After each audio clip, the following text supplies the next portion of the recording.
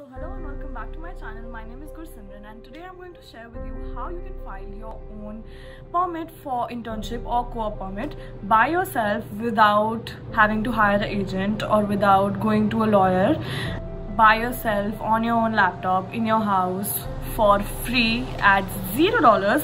And I'm going to share with you the whole process and each and every question. I'm going to answer it and tell you what should you answer for it, and until the end of the submission of your application. So let's get into the video.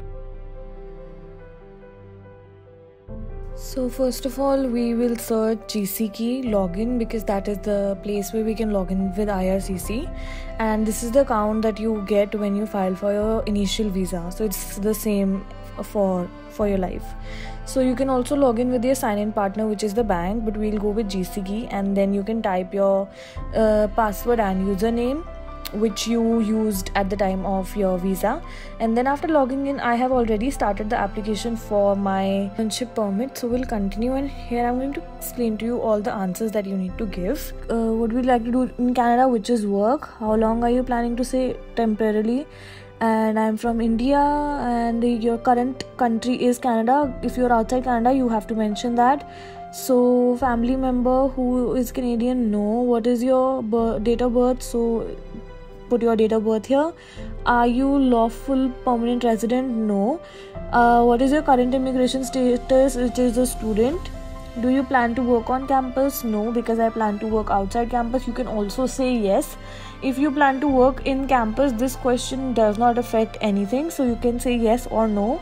Are you a full-time student in an institution and want to work off campus for 20 hours per week?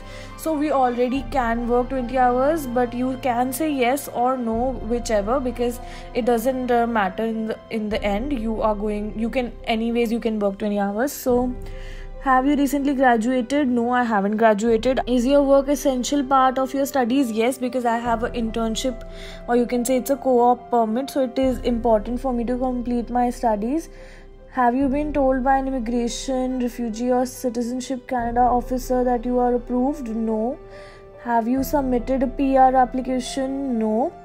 Do you have a written job offer? No. And if you have, you can mention yes, but most probably because it's an internship permit, so no. What is your marital status? Single, never married. Whatever your marital status is, you can write that. And I am in Quebec, so I'm going to write Quebec. Are you accompanying a family member? No. Do you also want to apply for study permit? No, because I already have my study permit. When does your status in Canada expire? You have to write whatever is written on your study permit. And then, do you have a certificate of selection CSQ? No. Have you had a medical exam with IRCC within the last 12 months? So if you have had your medical exam within the last 12 months, you can write yes. Have you lived in designated country or territory more than 6 months? So basically it means that have you left Canada to go to another country and lived there for 6 months? So no, even if you went to your home country or India and you did not live more than 6 months, so no. Then, do you want to work in one of the following jobs? So you can check if your job comes under these categories, you can write yes, but for me it is no, because I have the course business administration. Do you want to submit application for family member? No. Are you going to give someone access? No. But if your agent is filing, of course, then if you have somebody who can represent you, you should write yes, but no. In the past 10 years, have you given fingerprints, biometrics? Yes. Are you able to make a digital copy of your documents? Yes, because you can make a digital copy literally on your phone. So then they say congratulations, and these are the 4 steps that you need to do in order to file for your co-op permit. So continue. So here we have the document checklist. That means all the documents that we have to submit here. So let's go and see what are the documents. So the first is the application form, which you have to download from here. Now sometimes you are not able to download it, so you download your Adobe Reader, and the link is on the page where they say if you can't download it. And then after you download Adobe Acrobat Reader, then you go back to the main page and download the file from there and open it in Adobe Acrobat. So that's what I'm gonna do. Now I'm gonna open it in Adobe Acrobat. So let's wait for it. So here's the form, and no. So now we are going to fill out all the details that are needed in this form to complete our application. So they are pretty straightforward questions. First of all, we have to mention our UCI. This is actually the number that is on your study permit. And then I want my service in English. So I'm applying for the first time with a new employer. So obviously because it's an internship permit and I'm applying for the first time, so it's gonna be apply for work permit for the first time. Then you enter your full name, and if you have any other given names you can mention. I do not. After that, your sex, which is male because I'm filing for my friend. Then your date of birth, place of birth, and territory, which is of course your country, India. Citizenship, again India. And then current country or territory of residence, that's Canada. And then you can put your status. Mine is student. From and to, these are the dates that you have to choose from your study permit, where it is written clearly when did you get your study permit and until when it is valid. Previous visits to another country, so I have not been to any other country other than India and Canada, so I'm gonna put no.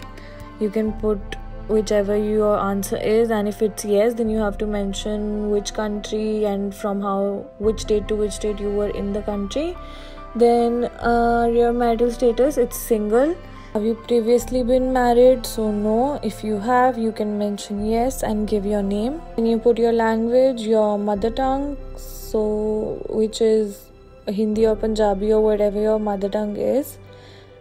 And if it's English, then are you able to communicate in English or French? Then yes. And have you taken any test for your language? Yes, we have taken IELTS, so yes. Then next is your passport details, so you have to enter your passport number, country of issue, the issue date and the expiry date. All of these answers are very easily available on your passport on the first page.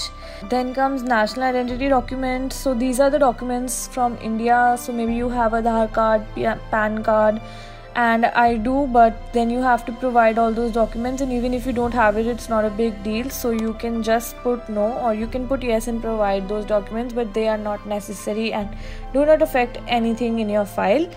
USPR card, so no, I don't have a USPR card. Then contact information, then you have to enter your current address. Enter your email address so that they can reach you by email if you want everything online. If you want paper, you can mention every detail of your address. Add your phone number and everything that's written here, that's your personal information. Next is coming to Canada. So this is going to be your place of entry and the date of entry when you came to Canada for the first time.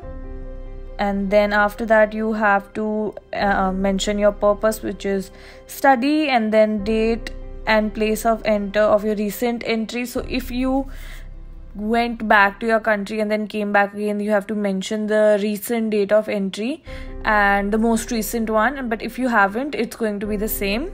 Put your document number, which is your study permit. The number is written on your study permit.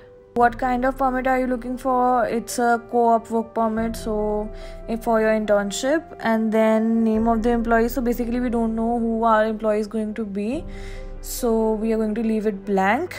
And also write the name of your college and your city of your college. And have you been certified under provincial nominee program? So no. And if you have a CAQ, then yes, put your CAQ certificate number and the expiry date. Everything is going to be on your CAQ document.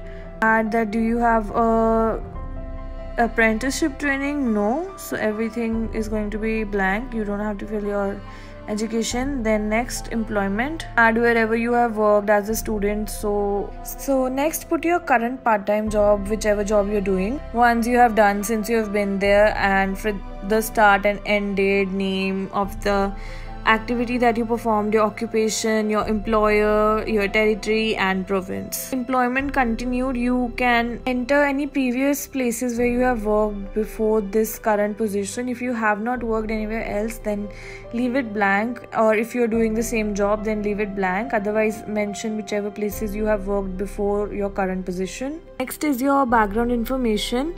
So you have to complete if you're 18 and older. So yes, obviously you're 18 and older. So let's say within the past 2 years, have you or a family member had tuberculosis or of the lungs or been in close contact with the person? No. Do you have any physical or mental disorder? No. And if you have anything, you have to write the details about it. Next, have you ever remained beyond the validity of your status? So no. Have you ever been refused a visa permit? If you have been refused a permit, just write yes, and if you have not, then no.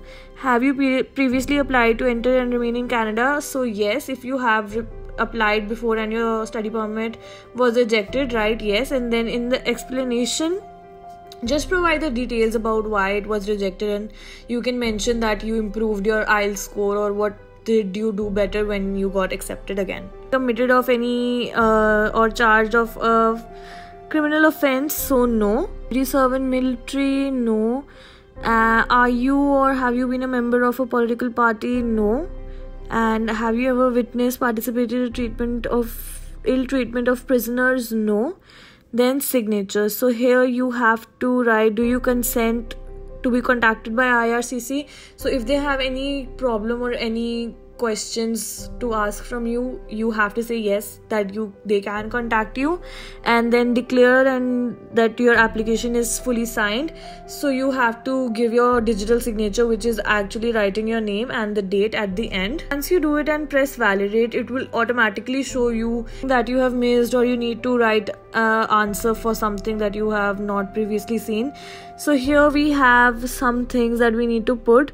So looking anything that you have missed and completing the form, press validate again, and once you see these barcodes, that means that it has been corrected and everything is good. So you can just save it and go back to the IRCC's website. You have to go in submit document and upload your document which you have already saved in your computer, then return to other documents. You have to add a co-op letter. A co-op letter is basically a letter from your college saying that you need to do internship to complete your program, and if it's written on your letter of application, LOA, then you can put LOA here. Then you have to put your passport. Everything should be scanned, so you can scan it in your phone. So scan your passport, and if you have a scanned copy, upload it over here. And then you need a digital photo. So digital photo is basically the photo that you used for your visa and for the first time. But if you don't have it, just click a good picture of yours from the back camera of your phone with the flash on, and then go to Google and enter Canada visa photo, and then there are many free apps where you upload your photo and then you get the correct configuration of the visa photo.